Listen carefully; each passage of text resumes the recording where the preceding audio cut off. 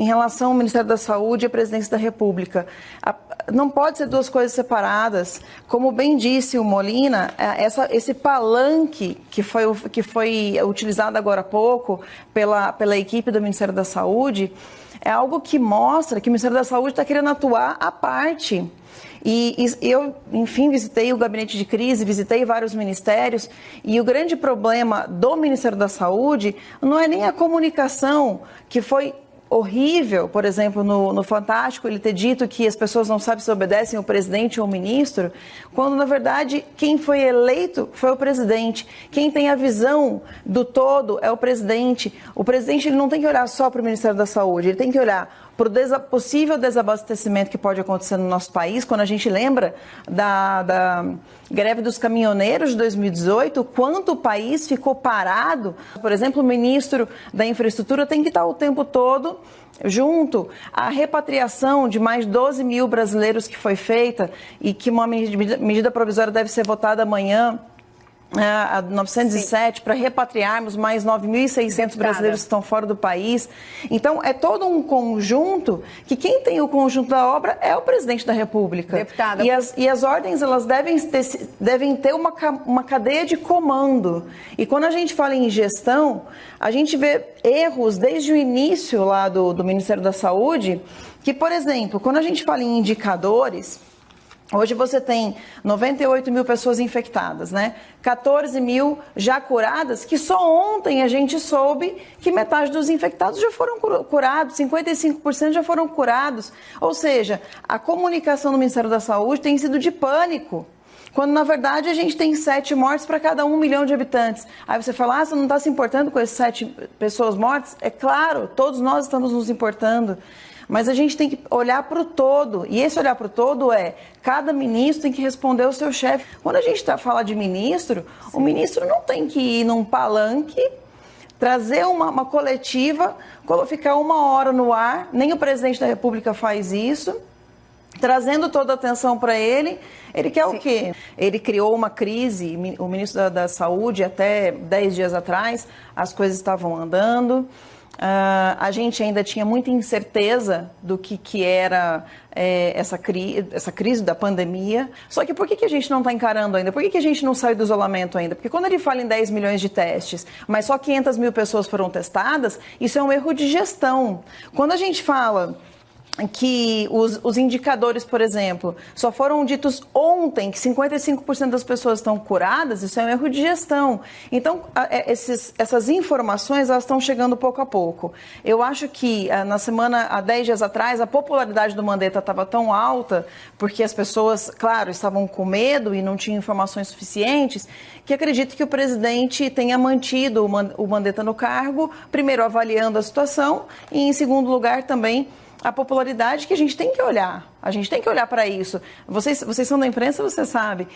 A gente sabe que uma demissão de um ministro popular pode acarretar em uma crise que gera problemas de alta de dólar, né, queda da bolsa, ou seja, não é só uma questão de comunicação, isso acarreta e vira notícia para as pessoas. Só que quando a gente tem um ministro, que a gente percebe que existe um erro de gestão, que a gente percebe que no domingo ele confronta de frente o presidente, se coloca assim, né, em questões antagônicas, e hoje diz que não vai ter coletiva, daqui a pouco tem coletiva, daqui a pouco não tem pergunta, mas aí tem pergunta, e diz principalmente, eu quero frisar isso, dizer, vamos sair todos juntos. O que é isso? É uma ameaça?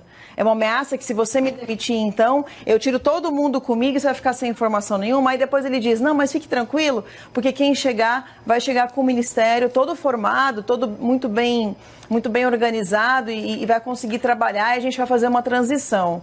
Então, assim, ao mesmo tempo que ele parece o bom moço, ele age como alguém que está colocando o presidente em xeque-mate. Eu não sou presidente, não sou eu que decido demissão, e você me perguntou o que deveria acontecer. Eu acho que essa insubordinação, e não só insubordinação, mas principalmente os erros de gestão, a falta de clareza em algumas informações, a falta de clareza. Por que os governadores fizeram cada um de um jeito? Porque não teve uma clareza de comunicação de cima para baixo. A gente tem hoje mais de 4.800 municípios sem nenhum caso de coronavírus. Eu acho que a demissão não aconteceu ainda porque não tinha chegado a esse limite, né? E a percepção sobre os erros de gestão estão começando a ser vistos agora.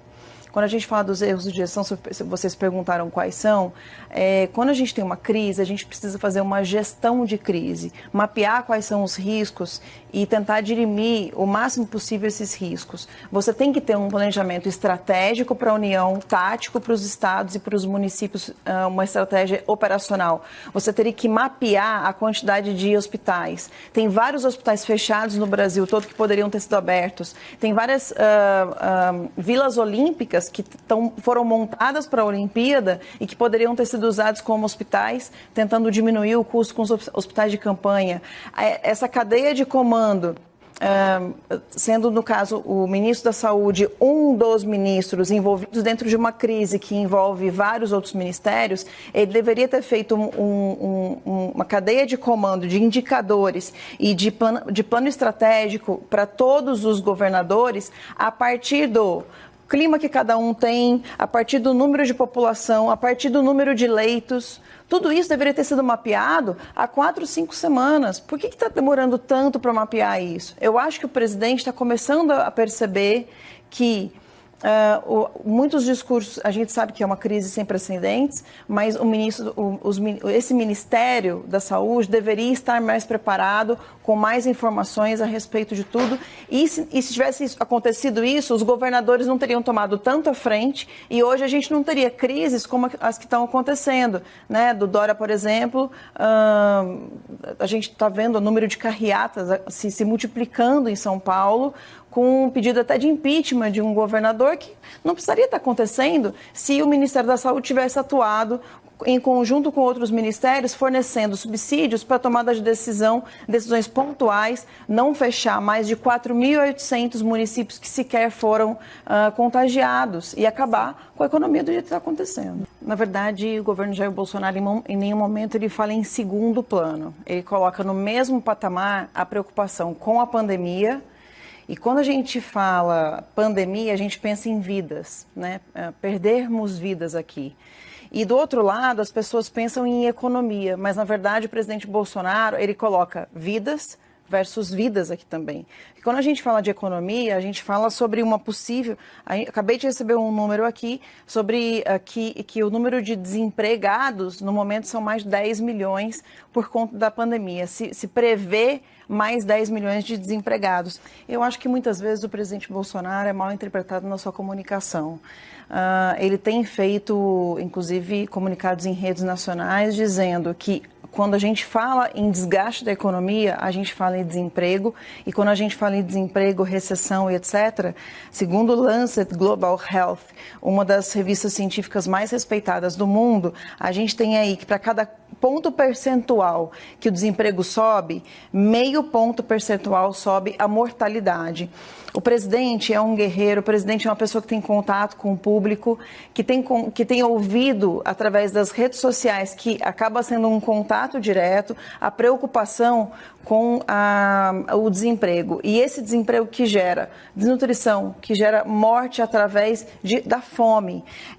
O presidente já aprovou, né, com um projeto enviado para a Câmara, uma ajuda de, o pessoal fala R$600, mas na verdade é de R$1.800 dividido em 3 vezes, até R$3.600 por família também dividido em 3 vezes. Mais de 4 milhões, quase 5 milhões de pessoas já receberam essa ajuda e existe uma estimativa de nós ajudarmos 54 milhões de brasileiros. Fora 1.200.000 que estão sendo colocados a mais no Bolsa Família, além dos 14 milhões que já existem no Bolsa Família. Então, se a gente está falando aí de 54, mais 14 milhões, 68 milhões, mais 1.200.000, quase 70 milhões de brasileiros que o presidente Bolsonaro quer ajudar. Mas uma ajuda do Bolsa Família ou de até R$1.200 por família, a gente sabe que não é um valor que vai matar a fome, mas não é um valor suficiente para as pessoas viverem bem. Então, a preocupação com o Bolsonaro é com as vidas.